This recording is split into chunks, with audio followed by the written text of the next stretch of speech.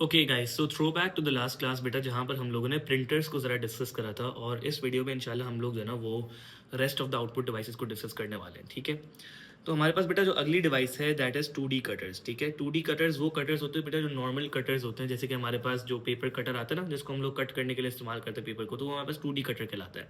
ठीक है, तो ये क्या कहता है, it is use to cut holes और shapes on a 2D flat surface. कोई भी 2D फ्लैट सर्फेस हो, उसके ऊपर अगर कोई चीज़ आपको कट करनी है तो आप 2D कटर का यूज़ करोगे। ठीक है, बोलता है it can be paper cutter और an industrial metal cutter.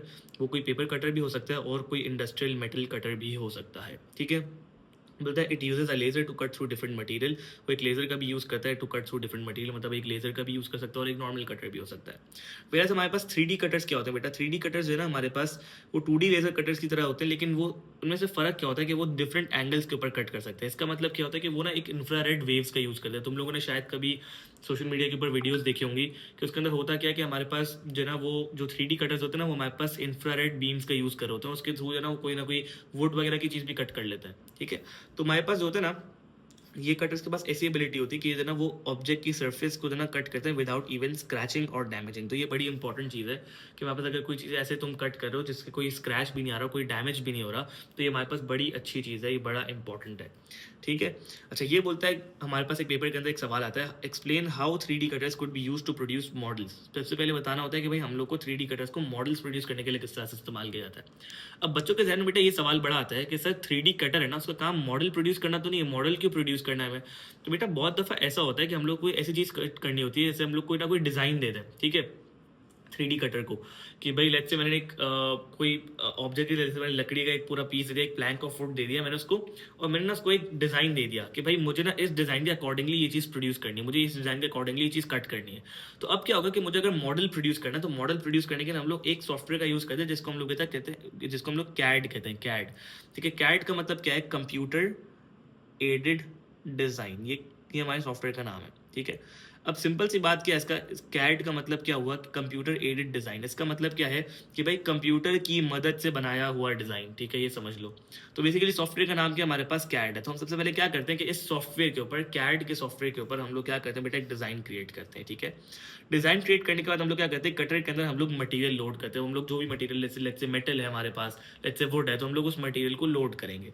Third हम लोग क्या कहते हैं, हम लोग एग्जामिनर के बाद बताते हैं कि भाई इसके अंदर हमारे पास different choices of material available होती है। जो मटेरियल हम लोग को कट करने के लिए चाहिए, जिस मटेरियल के ऊपर हम लोग को मॉडल बनाना है, वो मटेरियल हम लोग लोड करते हैं। और ये मटेरियल बहुत तरह का हो सकता है। सही है।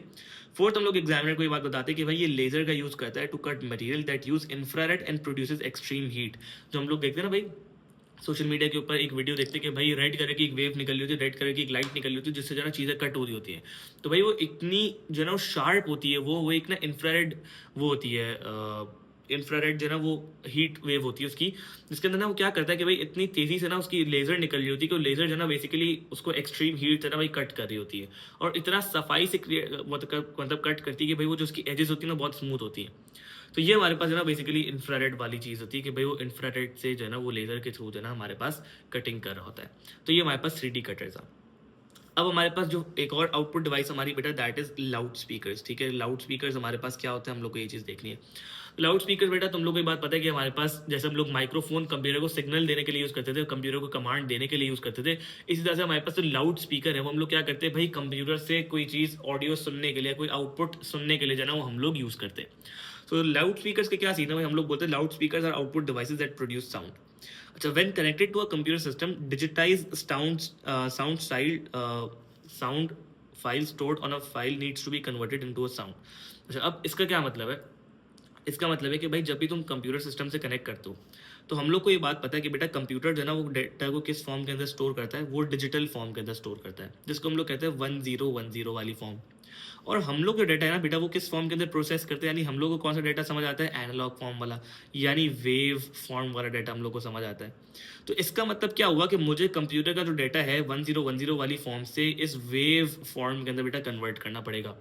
ठीक है, अब होगा क्या कि सबसे पहले हम लोग क्या करें कि जो डिजिटल डाटा है ना, जो हमारे पास डिजिटाइज्ड साउंड है, जो बेसिकली डिजिटल डाटा की फॉर्म के अंदर सेव हुआ हुआ है कंप्यूटर के अंदर, उसको हम एक डिजिटल टू एनालॉग कन्वर्टर के थ्रू पास करेंगे।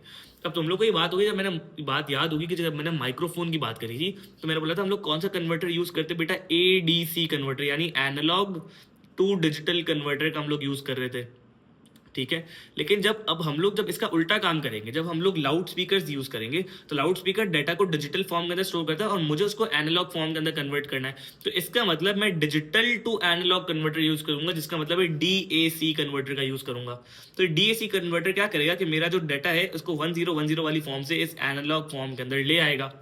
तो यहाँ पे अगर आप देखो तो एक छोटा सा ये मेरे पास डिजिटल डाटा था मेरा, यानी मेरा साउंड डिजिटल फॉर्म के अंदर था।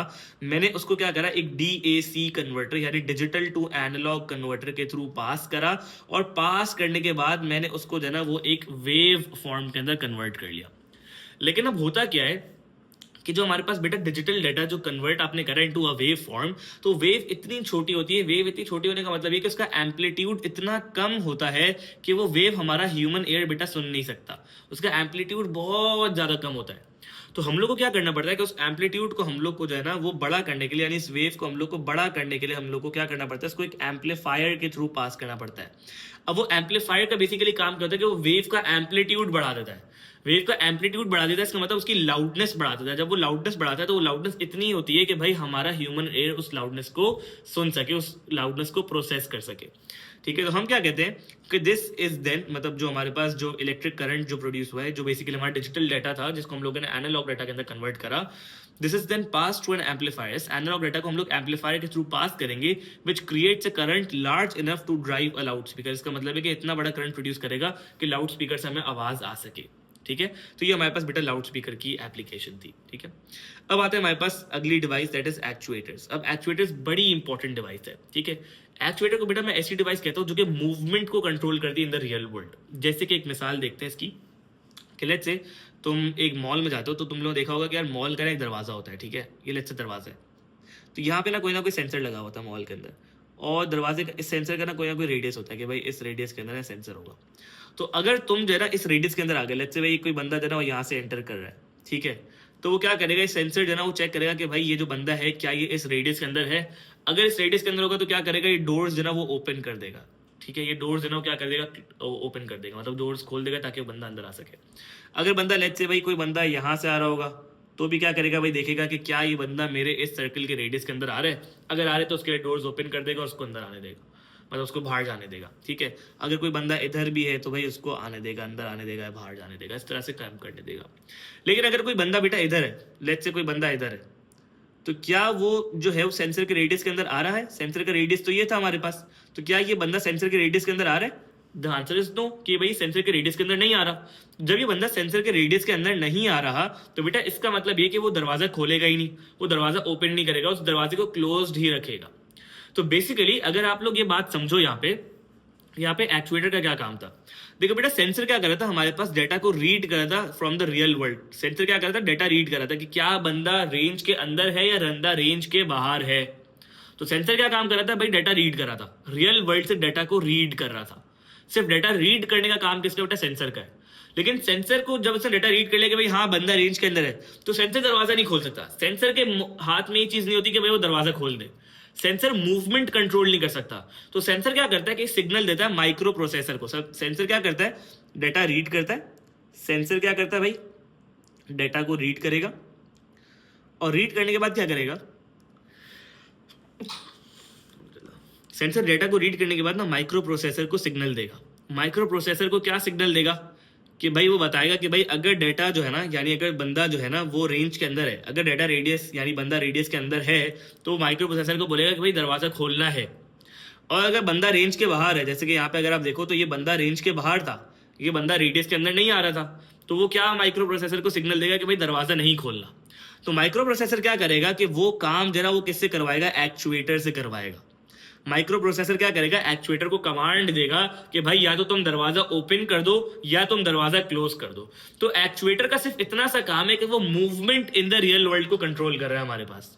एक्चुएटर का क्या काम है कि वो हमारे पास movement in the real world को कंट्रोल कर रहा है। ठीक है, तो एक्चुएटर बेसिकली हमारे पास क्या होता है, it is used to control devices such as a conveyor belt. जैसे तुम लोगों ने एयरपोर्ट्स के अंदर देखा होगा, कन्वेयर बेल्ट लगा होता है जिसके ऊपर बैग्स आ रहे होते हैं हमारे, तो बैग मूव कर रहे होते हैं ना। तो बेसिकली जब हमारे पास सेंसर होता है, भाई बैग कोई भी आता है तो वो क्या कहता है, कन्वेयर बेल्ट ऑटोमेटिकली मूव होता है आगे। ठीक है, लेकिन सेंसर ये चीज रीड कर रहा है कि भाई बैग आ गया है।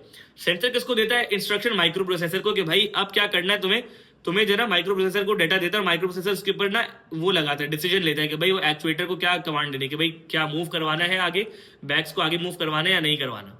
और इसके बाद क्या करता है, एक्चुएटर उस बैग को आगे मूव करता है, मतलब कन्वेयर बेल्ट का तो फॉरवर्ड मूव करेगा या बैकवर्ड मूव करेगा।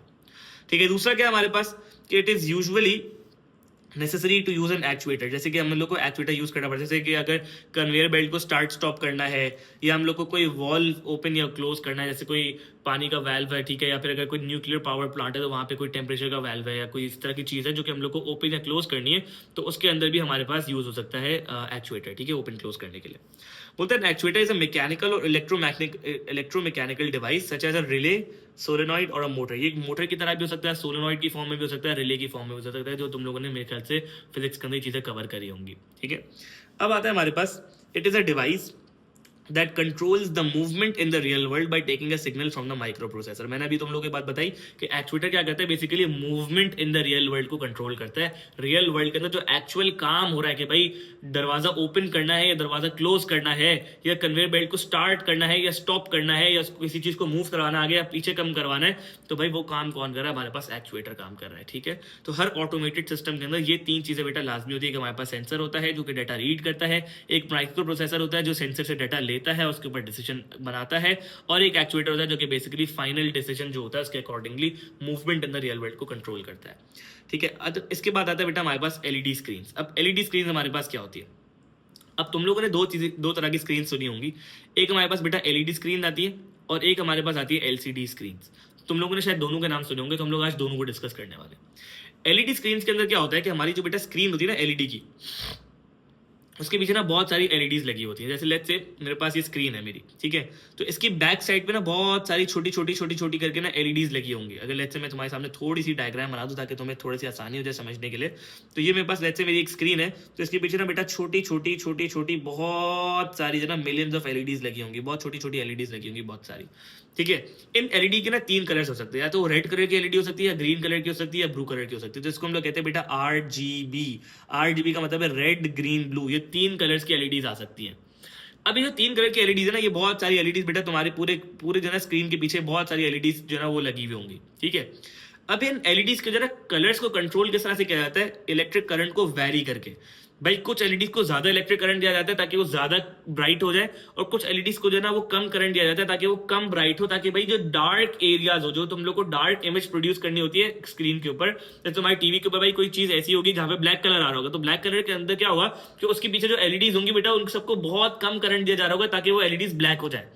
और जो जहां पे तुम्हारे पास बहुत ज्यादा व्हाइट एरिया आ रहा होगा वहां पे क्या होगा, जैसे कोई पिक्चर आ रही है बहुत ज्यादा व्हाइट है, जैसे अगर मैं एक एग्जांपल दूं कि भाई तुम्हारी टीवी की स्क्रीन है, तो जैसे यहाँ पे भाई व्हाइट पोर्शन आ रहा है, ठीक है, यहाँ पे तुम्हारे पास व्हाइट कलर आ रहा है, यहाँ पे तुम्हारे पास ब्लैक कलर आ रहा है, तो भाई जो बॉटम लेफ्ट वाली जितनी भी एलईडीज होंगी उनको बहुत ज्यादा कम करंट सप्लाई किया जाएगा ताकि क्या हो कि भाई वो ब्लैक कलर प्रोड्यूस करें, और इनको बहुत ज्यादा हाई करंट प्रोड्यूस किया जाएगा ताकि क्या करें, हाई करंट सप्लाई किया जाएगा ताकि व्हाइट कलर प्रोड्यूस करें। तो इस तरह से इलेक्ट्रिक करंट को बेटा वैरी करके जो है ना वो हमारे पास एलईडीज है ना वो कलर्स प्रोड्यूस करती हैं। ठीक है, बोलता है it's brightness can be controlled and which produces a vast range of colours, मतलब ब्राइटनेस को कंट्रोल करके बहुत सारे कलर्स जो है प्रोड्यूस किए जाते हैं। मतलब this type of screen tends to be used for large outdoor displays due to the brilliance of the colours produce. ठीक है, ये जो स्क्रीन है हमारे पास ज्यादातर आउटडोर डिस्प्लेस के अंदर ज्यादा इस्तेमाल होती है ताकि जो है ना, क्योंकि इसकी कलर्स की ब्रिलियंस बहुत अच्छी है, इसकी कलर्स की जो है शार्पनेस बहुत ज्यादा अच्छी है, तो इस वजह से जो है ये वाली स्क्रीन हमारे पास ज्यादातर आउटडोर डिस्प्लेस के अंदर इस्तेमाल होती है। और ये हमारे पास बेटा जो है ना ज्यादातर अब जो नई टेक्नोलॉजी है ना वो ये हमारे पास एलईडी स्क्रीन है। ठीक है, अच्छा, अब एग्जामिनर का एक सवाल बड़ा इंपॉर्टेंट आता है, वो पूछता है भाई 3 से 4 मार्क के अंदर बताओ कि how LED screens operate to display, कि भाई एलईडी स्क्रीन्स डिस्प्ले किस तरह से करती है। तो तुम सबसे पहले क्या बताओगे कि एलईडी स्क्रीन्स के डिस्प्ले किससे बना होता है, भाई हमारे पास पिक्सल से बना होता है, और उसके पीछे ना एलईडीज होती है। ठीक है, उसके पीछे क्या होती है, हमारे पास एलईडीज होती हैं, और एलईडी जो है ना वो क्या करती है, लाइट शाइन करती है पिक्सल्स के ऊपर, और पिक्सल्स के ऊपर क्या होता है कि आरजीबी फिल्टर जो होते हैं ना वो मिक्स करते हैं और क्रिएट करते हैं डिफरेंट कलर्स हमारे पास। ठीक है, तो ये हमारे पास एलईडी स्क्रीन के जो है ना वो अगर तुम्हारे पास एग्जामिनर 3-4 पॉइंट पूछे तो तुम वो बता दोगे। अच्छा, वेयर एज हमारे पास बेटा आता है लिक्विड क्रिस्टल डिस्प्ले स्क्रीन, हमारे पास एलसीडी स्क्रीन भी आती है। अब एलसीडी स्क्रीन हमारे पास क्या होती है, एलसीडी स्क्रीन कहते हैं LCD screen are made up of an array of pixels. अब एरे ऑफ पिक्सल्स का क्या मतलब है, एरे ऑफ पिक्सल्स का मतलब है कि उसके ऊपर ना स्क्रीन के ऊपर बहुत सारे पिक्सल्स होते हैं। अब जरा एलसीडी स्क्रीन को जरा हम समझते हैं, भाई एलसीडी स्क्रीन है, ठीक है, लेते हैं मेरे पास, ठीक है, तो इसकी समझ तो 2 लेयर्स हैं। ठीक है, अब मैं 2 लेयर्स किस तरह से बनाऊं मुझे ये बात समझ नहीं आती, लेकिन चलो 2 लेयर्स है हमारे पास। ठीक है, ये हमारे पास बैक लेयर है, लेट्स से ये हमारे पास बैक लेयर है, ठीक है, और ये हमारे पास है ना वो आगे वाली जो है ना हमारे पास फ्रंट लेयर है, ठीक है, इसको हम लोग कहते हैं फ्रंट लेयर। अब होता क्या है कि जो हमारे पास LCD स्क्रीन है ना, इसके ऊपर ना पिक्सल्स होते हैं हमारे पास छोटे छोटे, ठीक है, इस तरह से हमारे पास होंगे पिक्सल्स, ठीक है, ये हमारे पास होंगे पिक्सल्स। अब ये पिक्सल्स के ना बेटा 3 तरह के फिल्टर्स हो सकते हैं। ये पिक्सल्स हमारे पास 3 तरह के कलर्स रखते हैं, ठीक है। वो कौन से कलर्स हैं? RGB कलर के पिक्सल्स होते हैं। अच्छा, इसके पीछे क्या होता है कि इसकी जो बैक लेयर जो होती है ना, इसके ऊपर बेटा वही LEDs होती है जो हमारे पास LED स्क्रीन के अंदर यूज होती थी। लेकिन यहाँ पे फर्क क्या था कि यहाँ पे बेटा जो LEDs थी ना, ये अलग अलग कलर्स की थी, मतलब यहाँ पे RGB कलर्स की LEDs थी। यहाँ पे जो LEDs होंगी ना, जो हमारे पास LCD स्क्रीन के अंदर जो LEDs लगी होंगी, वो हमारे पास सिर्फ व्हाइट कलर की LEDs होंगी।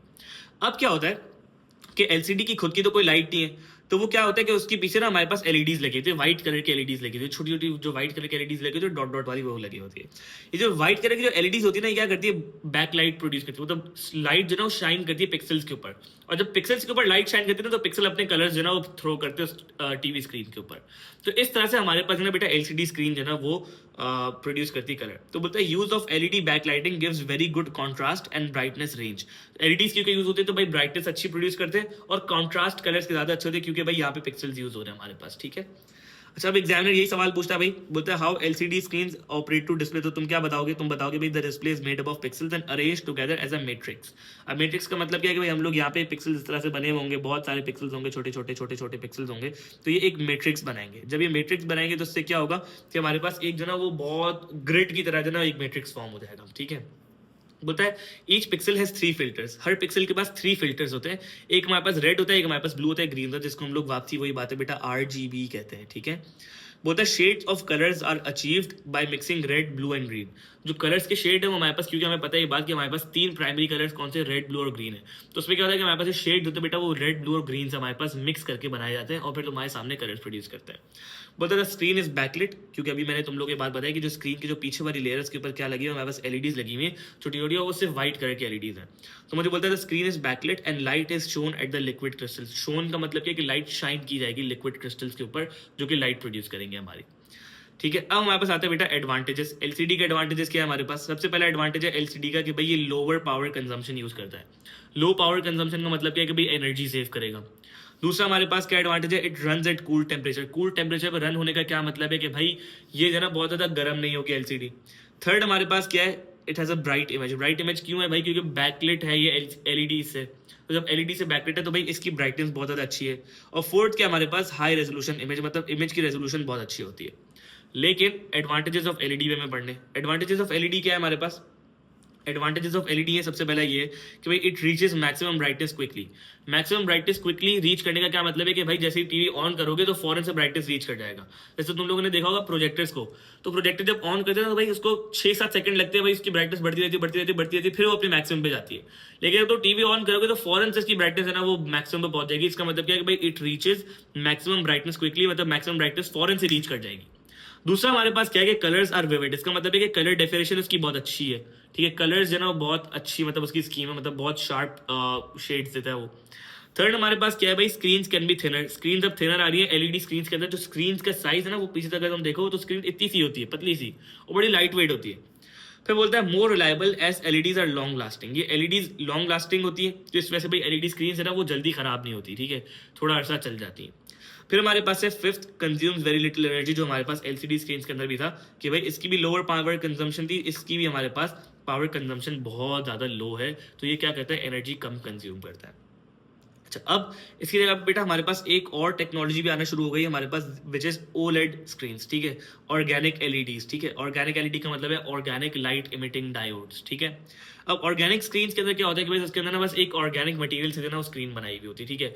मैकेनिज्म थोड़ा सा डिफरेंट होता है OLED का, ठीक है। तुम लोग देखोगे कि भाई बहुत ज़्यादा जो नए मोबाइल फोन आ रहे हैं उसके अंदर भाई OLED डिस्प्लेज आ रहे हैं, ठीक है, OLED डिस्प्लेज, ठीक है। तो अब OLED डिस्प्लेस क्या करते हैं? बेसिकली ऑर्गेनिक मटेरियल का यूज़ करते हैं, ठीक है।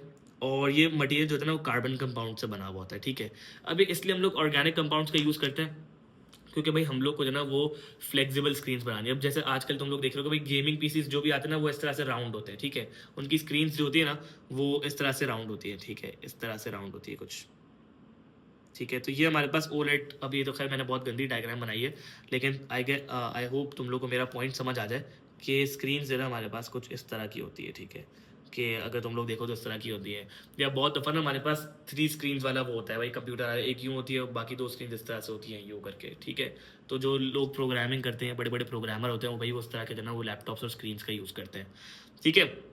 तो बेसिकली ओलेड स्क्रीन हमारे पास कर्व स्क्रीन्स बनाने के लिए हमारे जैसे सैमसंग के अंदर फोल्ड आ रहा है, फ्लिप आ रहा है, ठीक है। तो भाई वो वाली स्क्रीन्स बनाने के लिए भी हमारे पास ओलेड स्क्रीन्स यूज हो सकती हैं। दूसरा हमारे पास क्या भाई, organic films are place between metallic cathode and glass anode. इसका प्रोसेस है कि भाई इसके अंदर कैथोड और एनोड वाला प्रोसेस यूज होता है। कैथोड और एनोड का क्या मतलब है भाई, कैथोड और एनोड का मतलब ये कि इसके अंदर जो ना वो एक एनोड होगी आगे और एक कैथोड होगी, जिसके बीच में जो ना बहुत सारी ऑर्गेनिक फिल्म्स होती है। समझ लो कि भाई ये लेट्स से तुम्हारे पास कैथोड है और लेट्स से ये एनोड है, इसके बीच में बहुत सारी ऑर्गेनिक फिल्म्स आएंगी, ऑर्गेनिक फिल्म्स, ठीक है, जो कि बेसिकली जो है ना उनके बीच में लाइट प्रोड्यूस होती है, ठीक है। अब जब तुम्हारे पास इलेक्ट्रिक फील्ड अप्लाई होती है इलेक्ट्रोड्स के ऊपर, तो वो क्या करते हैं भाई, लाइट प्रोड्यूस करते हैं, और लाइट जब प्रोड्यूस होती है तो तुम्हारे सामने एक इमेज बन के आ जाती है। अच्छा, अब प्रोज क्या है हमारे पास ओलेड स्क्रीन के? प्रोज ये सबसे पहला भाई कि जो ना एलईडी से ज़्यादा ब्राइटर है, ठीक है, ये हमारे पास एक प्रो है। दूसरा हमारे पास ये है कि भाई कोई बैक लाइटिंग रिक्वायर्ड नहीं, जैसे कि तुम लोगों ने देखा होगा भाई एलईडी स्क्रीन के अंदर क्या था भाई, छोटी छोटी एलईडीज लगी हुई थी पीछे। तो यहाँ पे किसका यूज़ कर रहा है बेटा, मेटालिक कैथोड और ग्लास एनोड का यूज़ कर रहा है। तो इसका मतलब क्या है कि भाई ये जो है वो हमारे पास बैक लाइटिंग रिक्वायर नहीं करती, मतलब इसके पीछे एलईडीज होना ज़रूरी नहीं है। थर्ड हमारे पास क्या है, they are made from plastic, ठीक है। प्लास्टिक से बनाने का फायदा क्या होता है कि भाई तुम इसको लार्ज एडवर्टाइजिंग बोर्ड्स के अंदर इस्तेमाल कर सकते हो, तो ये कॉस्ट इफेक्टिव पड़ेगी तुम्हें, ठीक है। कि भाई अगर तुम्हें कोई लार्ज आउटडोर डिस्प्ले बनाना है, लार्ज एडवर्टाइजिंग बोर्ड बनाना है, या मतलब जैसे कोई मेडिकैम वालों को बनाना है कोई, या अगर लेट्स से कोई भी ब्रांड को बनाना है भाई, कोई सा भी ब्रांड है, लेट्स से सैमसंग को अपनी कोई एडवर्टाइजिंग करनी है, लेट्स से एप्पल को कोई अपनी एडवर्टाइजिंग करनी है, उसको कोई बहुत बड़ा एडवर्टाइजिंग बोर्ड बनाना है और कोई चौरंगी के ऊपर लगाना है, या कोई रोड के ऊपर लगाना है, कोई एयरपोर्ट के ऊपर लगाना है, तो वो क्या कर सकता है भाई, वो ओलेड स्क्रीन का यूज़ कर सकता है, क्योंकि वो जो है ना प्लास्टिक की है, मतलब प्लास्टिक की फिल्म है उसके अंदर। तो फ़ायदा क्या है कि भाई वो जो है ना सस्ती बन सकती है और मतलब थोड़ी सी ड्यूरेबल होगी, ठीक है। फोर्थ क्या हमारे पास, it is thinner and lighter than LED and LCD. तो भाई इसका फायदा ये कि भाई इसकी फील ज़्यादा अच्छी आती है। आजकल तुम लोग देखो जितना थिनर मोबाइल होता है तो उसकी फील उतनी ज़्यादा अच्छी होती है।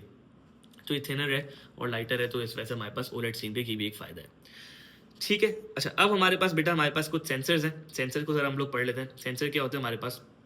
सेंसर्स बेटा हमारे पास इनपुट डिवाइसेस होती हैं, जो कि बेसिकली क्या करती है, रीड करती है डेटा को या मेजर करती है फिजिकल प्रॉपर्टीज़ को फ्रॉम देयर सराउंडिंग्स, ठीक है। सराउंडिंग से फिजिकल प्रॉपर्टीज़ को मेजर करने का मतलब ये था कि मैंने भी तुम लोग को एक बात बताई थी कि सेंसर बेसिकली क्या करता है, हमारे पास डेटा रीड करता है फ्रॉम द रियल वर्ल्ड, ठीक है। सेंसर कोई डिसीजन नहीं लेता, कोई रीजनिंग नहीं लगाता, लेकिन सेंसर सिर्फ क्या करता है कि रियल वर्ल्ड का डेटा उठा के माइक्रो प्रोसेसर को दे देता है। तो ये हमारे पास सेंसर का काम है, ठीक है। तो हम लोग क्या बोलते हैं कि sensors are input devices which read or measure physical properties from their surroundings या real world, ठीक है। बोलते हैं एग्जाम्पल्स इंक्लूड टेम्परेचर, प्रेशर और acidity level and length sensor. बहुत सारे सेंसर्स आ सकते हैं हमारे पास, तो एग्जाम्पल उसने दी हुई temperature sensor, pressure sensor, acidity level sensor, इस तरह के सेंसर्स। बोलते हैं data is converted using an analogue to digital converter. This divides converts physical values into digital values. क्यों? क्योंकि बेटा हम लोगों ने ये बात करी कि सेंसर कहाँ से डेटा को रीड करता है, फ्रॉम द रियल वर्ल्ड। जब डेटा को रियल वर्ल्ड के अंदर से बेटा वो रीड करता है, तो रियल वर्ल्ड के अंदर डेटा एनालॉग फॉर्म के अंदर होता है इस तरह से, और जब हम लोग जो कंप्यूटर जिस तरह से प्रोसेसिंग करता है वो डिजिटल फॉर्म के अंदर करता है, तो डिजिटल डेटा किस फॉर्म के अंदर होता है बेटा, 1010 वाली फॉर्म के अंदर होता है। तो भाई जब तुम्हें रियल वर्ल्ड से डेटा को कन्वर्ट करना है इनटू डिजिटल फॉर्म, तो तुम्हें एडीसी कन्वर्टर का यूज करना पड़ेगा। एडीसी का मतलब है एनालॉग टू डिजिटल कन्वर्टर, ठीक है। तो तुम्हें डेटा को एनालॉग से डिजिटल फॉर्म के अंदर कन्वर्ट करने के लिए एनालॉग टू डिजिटल कन्वर्टर का यूज करना पड़ेगा, ठीक है। अब हम लोग देखते हैं बेटा हमारे पास कौन कौन से सेंसर आते हैं। सबसे पहला हमारे पास सेंसर जो है ना वो हमारे पास है टेम्परेचर सेंसर। टेम्परेचर सेंसर की हमारे पास क्या क्या एप्लीकेशन आ सकती है भाई? सबसे पहला एप्लीकेशन ये कि भाई हम लोग किसी भी केमिकल प्रोसेस को मॉनिटर या कंट्रोल करने के लिए हम लोग टेम्परेचर सेंसर का यूज कर सकते हैं। कि लेट्स से भाई कोई भी केमिकल प्रोसेस है उसके अंदर 30 डिग्री टेम्परेचर की रिक्वायरमेंट है, तो मैं क्या करूंगा, मैं वहाँ पे टेम्परेचर सेंसर लगा दूंगा कि अगर टेम्परेचर 30 से ऊपर जा रहा है तो भी भाई अलार्म बजा दे, और अगर 30 से कम हो रहा है तो भाई तो भी अलार्म बजा दे, ताकि 30 पे ही रहे टेम्परेचर।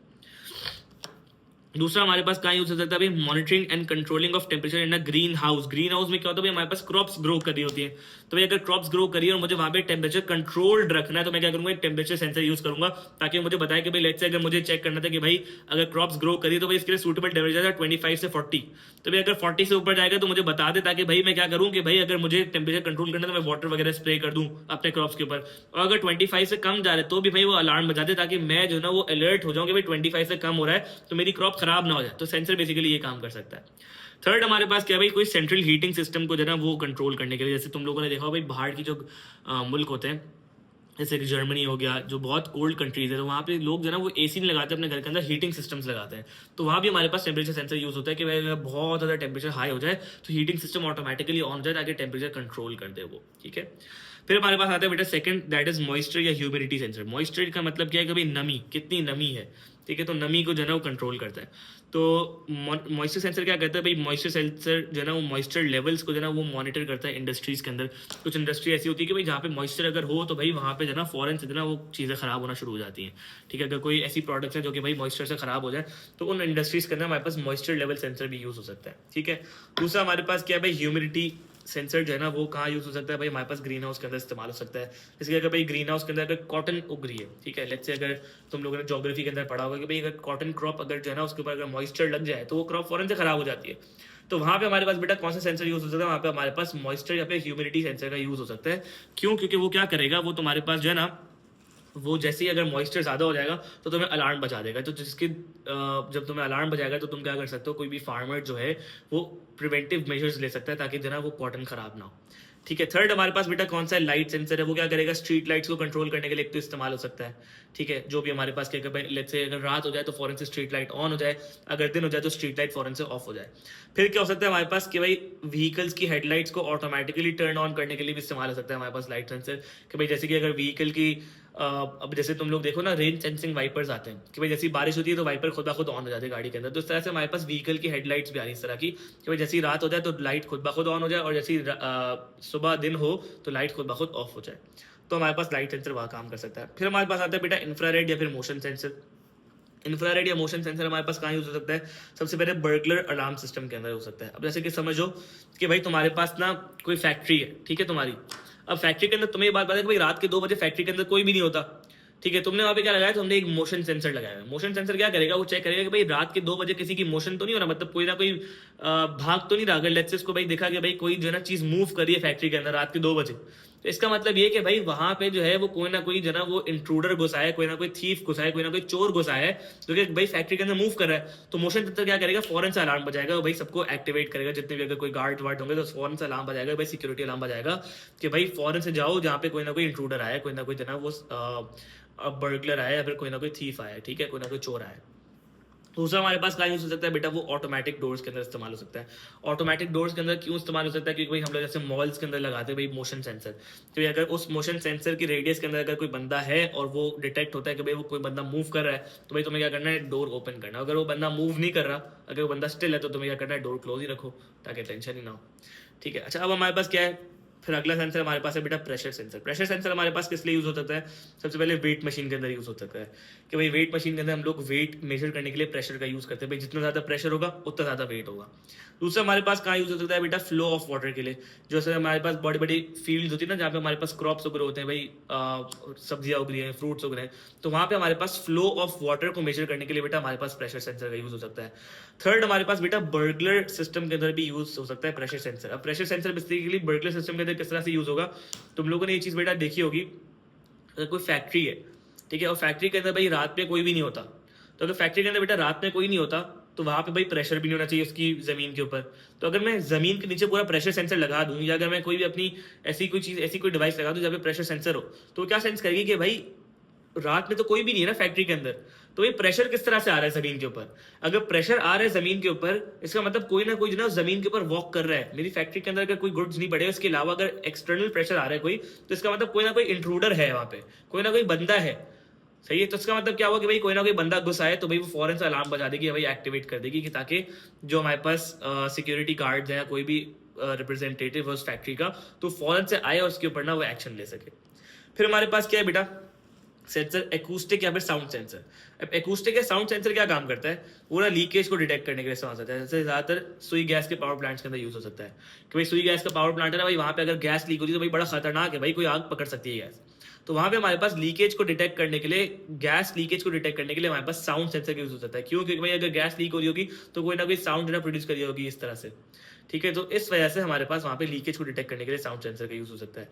दूसरा हमारे पास क्या है, बर्गलर सिस्टम के अंदर यूज हो सकता है। लेट्स से भाई मेरे घर में मैंने लगा दिया साउंड सेंसर, अब भाई रात में तो सब सो रहे हैं ना, अब अगर किसी के फुट स्टेप्स की आवाज है भाई रात को, तो भाई वहाँ पे बर्गलर सिस्टम का यूज हो सकता है कि भाई वहाँ पे अगर कोई फुट स्टेप्स आए किसी की रात को, तो इसका मतलब क्या है कि भाई कोई ना कोई अंदर घर में घुसा है, जिसके फुटस्टेप्स की आवाज़ आ रही है, क्योंकि बाकी सब तो सो रहे हैं, तो भाई फ़ौरन से अलार्म बजा देगा कि भाई कोई ना कोई घुसा है घर के अंदर, देखो। खैर मिसलीडिंग भी हो सकता है ये, क्यों? क्योंकि भाई हो सकता है भाई कोई पानी पीने उठे रात को, तो पता चला कि भाई तुम्हारा जो है वो बर्गलर सिस्टम बच गया, पूरा घर उठ गया भाई एक बंदे के पानी पीने के चक्कर में। तो ये जो है थोड़ा सा मिसयूज भी हो सकता है। अच्छा, फिर हमारे पास पीएच सेंसर होता है। पीएच सेंसर का बेसिकली काम क्या होता है हमारे पास? पीएच सेंसर बेसिकली हमारे पास क्या करता है, ग्रीन हाउस के अंदर इस्तेमाल होता है। वो क्या करता है कि भाई हमारे पास जो है ना वो क्रॉप्स का पीएच चेक करता है कि भाई क्रॉप्स कितने एसिडिक हैं या फिर कितने एल्कलाइन है, ठीक है। अगर क्रॉप्स बहुत ज़्यादा एसिडिक या एल्कलाइन हो जाएंगे तो फ़ौरन से भाई बजा देगा तुम्हारे पास अलार्म बजा देगा कि भाई फार्मर को पता चल जाए कि भाई उसके क्रॉप्स जो है ना बड़े ख़राब हालत के अंदर है, वो भाई वो एसिडिक बहुत ज़्यादा हो गई या एल्कलाइन बहुत ज़्यादा हो गए, ठीक है। फिर हमारे पास कहाँ यूज़ हो सकता है भाई, river monitoring for contamination. Contamination को मॉनिटर करने के लिए भी हम लोग पीएच सेंसर का यूज़ कर सकते हैं। तो उसमें क्या होगा कि भाई जितने भी रिवर्स हैं, तो अब ये ज़्यादातर बाहर के मुल्कों में होता है कि भाई जितने भी रिवर्स हैं उसके अंदर कंटैमिनेशन मॉनिटर करने के लिए हम लोग पीएच सेंसर का यूज़ करते हैं, ठीक है। फिर हमारे पास क्या है भाई, magnetic field sensor. Magnetic field sensor क्या करता है, हमारे पास मोबाइल फोन्स के अंदर यूज़ होता है कि भाई हमारे पास मैग्नेटिक फील्ड, जैसे मैगसेफ तुम्हारे आईफोन्स के अंदर आता है। मैगसेफ इसका मतलब क्या है कि चार्जिंग के अंदर मैग्नेटिक फील्ड यूज़ होती है, ठीक है। दूसरा हमारे पास क्या है, car detection and traffic lights. तो कार्स को डिटेक्ट करने के लिए भी ट्रैफिक लाइट्स के अंदर बाहर के मुल्कों में होता है कि भाई ट्रैफिक लाइट्स के अंदर हमारे पास मैग्नेटिक फील्ड सेंसर होता है जो कि कोई भी मेटल की चीज़ को डिटेक्ट कर रहा होता है, ठीक है। तो ये बेटा हमारे पास कुछ सेंसर्स थे, उनकी कुछ एप्लीकेशंस थी। इंशाल्लाह जब हम लोग टॉपिकल्स करेंगे ना तो हम लोग देखेंगे इसके सवाल किस तरह से आते हैं, ठीक है, उनके सवाल को किस तरह से अटेम्प्ट करना है, ठीक है। So this was all about output devices, ठीक है। इंशाल्लाह नेक्स्ट वीडियो में, नेक्स्ट लेक्चर के अंदर बेटा हम लोग जो है ना वो स्टोरेज डिवाइसेस के ऊपर कुछ बातें करेंगे, ठीक है। Thank you.